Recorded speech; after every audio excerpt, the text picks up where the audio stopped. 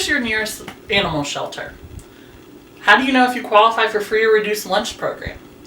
What kind of donations does your local women's shelter take? Did you know that Georgia offers tuition-free college programs? How do you buy tickets to your local United Way banquet? In the age where information is everywhere, you'd be amazed by how much we don't know. There are more nonprofits now than ever before.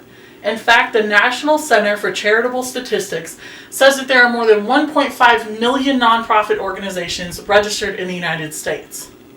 But how do those nonprofit organizations market to the people who need their resources? Well, that's where Honeybee Design Company comes in. I'm Sarah Smager, and today I'm here to tell you about Honeybee Design Company. We operate off of a simple mission statement: connecting people in our communities with resources they need for an enhanced quality of life. Essentially, there are these nonprofit and for-profit organizations that offer goods and services, and the people who need the goods and services.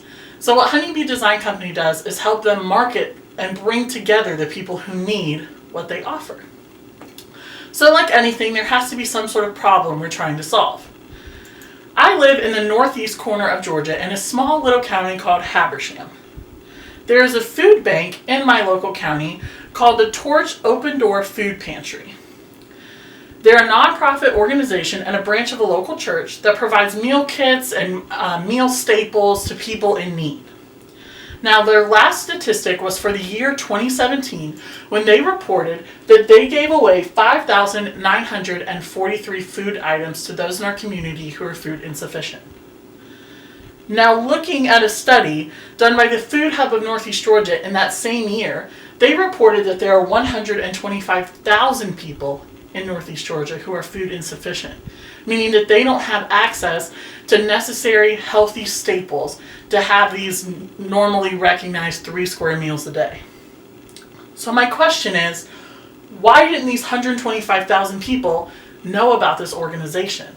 And how can we change that? Why didn't these 125,000 people know that there were organizations such as this Open Door Food Pantry, the local food bank, the soup kitchen, the Food Bank of Northeast Georgia, the Food Hub of Northeast Georgia?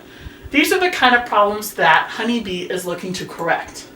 There are basically 3 types of people we're addressing. The first is that there are tons of resources out there. There's an information overload. And a lot of times with nonprofits, you're required to put a lot of so-called jargon on your posters, flyers, anything promotional. So your actual message can get lost in the shuffle of disclaimers and grant application, things you have to put on for grant applications and different things you're required to do so that your actual message gets lost. The second problem is that nonprofits are targeted towards certain demographics, but sometimes we're not targeting those demographics effectively. There's a neighborhood in Habersham called the Orchard, and it's a golf community. And homes in the Orchard range between $500,000 and $1 million and up dollars. Now, let's take the food pantry example. The Open Arms Food Pantry wouldn't necessarily market in the Orchard that they could swing by for Tuesday spaghetti or swing by and have a meal or pick up a meal kit to take home, because that's not the kind of people who need those resources. But they would market in the Orchard when they can come volunteer, or that it's time for them to make their annual contributions, or that they're doing a certain food drive or a certain monetary drive and they could really use a donation. However, on the flip side, in lower income areas, you would want to advertise that Tuesday spaghetti dinner or how they can come by to pick up a meal kit. So it's all about making sure that you're marketing the appropriate message to the appropriate people who need it. The other 2 main problems are either simply people have never heard of the service and they don't even know it exists, or they've heard of the service but they don't know how to use it. So I'm wondering how many of these 125,000 people fall into one of these categories and which ones they fall into. Maybe they've heard of the Food Bank of Northeast Georgia, but they don't know if they qualify or what days they give out food or how to go about getting food, and they're just unsure what to do, so they don't do anything. So again, that's part of our mission statement. So what's the solution to this? The solution is knowledge. Knowledge is power and content is king, and that could not be more apt in our line of work.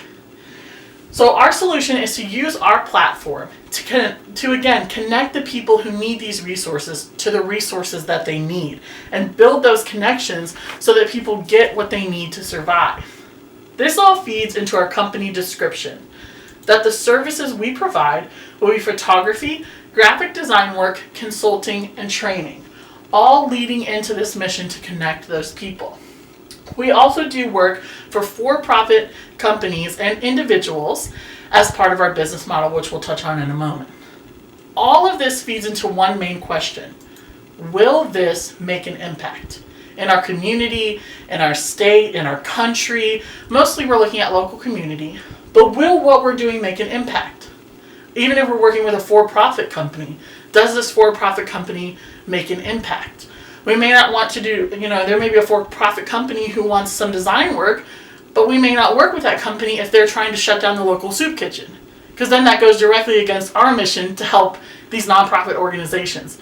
So it all really ties into that impact statement and this question by itself.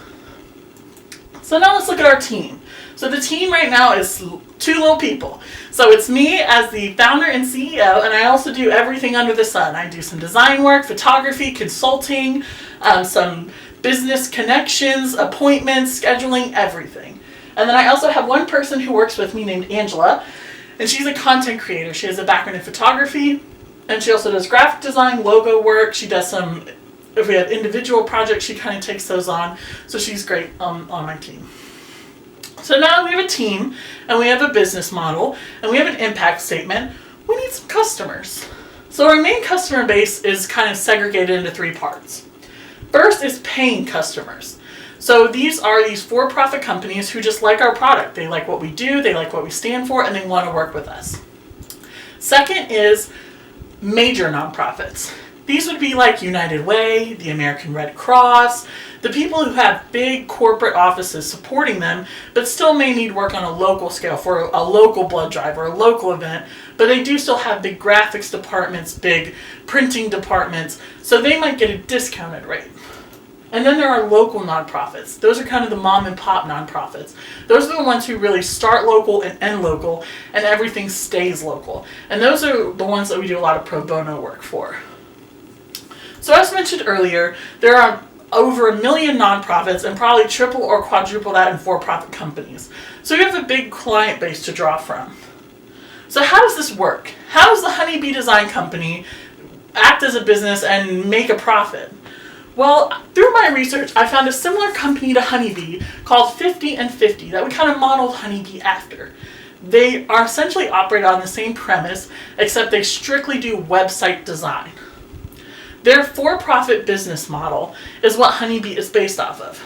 Being a for-profit business, you don't have to go through as many channels or have as many restrictions, such as who can get a salary, how much, what your money has to be used for.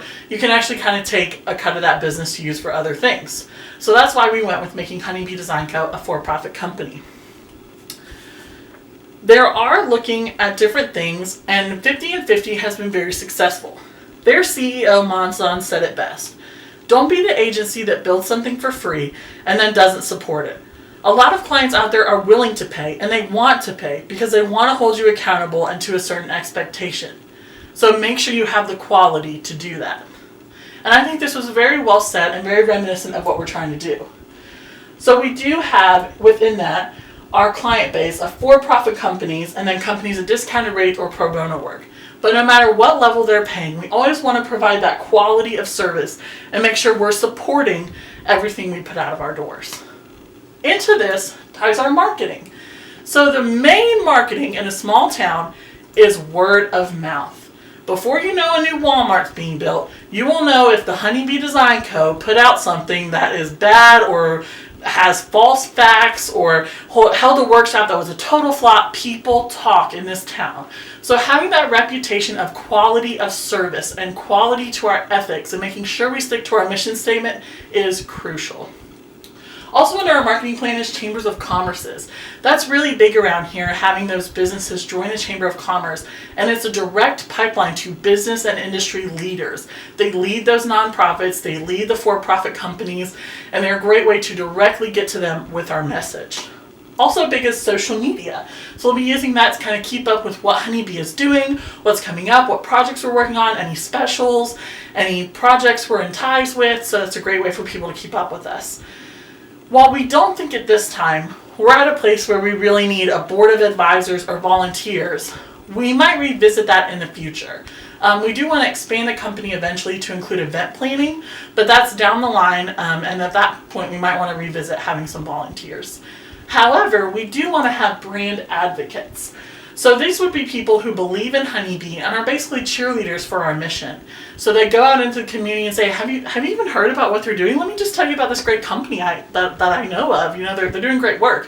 Whether or not they need design work, they'll have that great association with our company, and maybe they'll know someone who needs something, or they'll need something in the future, and they'll say, oh yeah, my friend told me about that great company that I'd really like to use because they support other nonprofits. So in looking at all this, we also need to look at our profit and loss statement. So this is for Q2, which is April, May, and June of this year. So you can see we did have some income generated. Valhalla Magazine was a for-profit company. Senior Photos was an individual.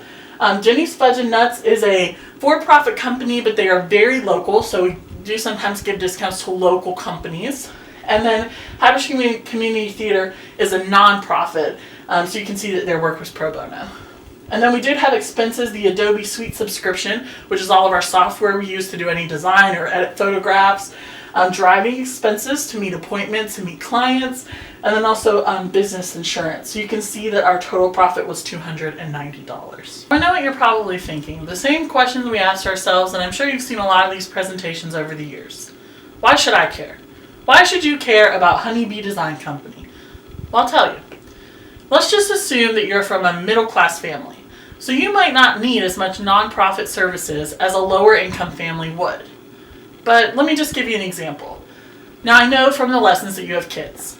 So let's say that one of your sons is just karate crazy. He loves karate, everything karate.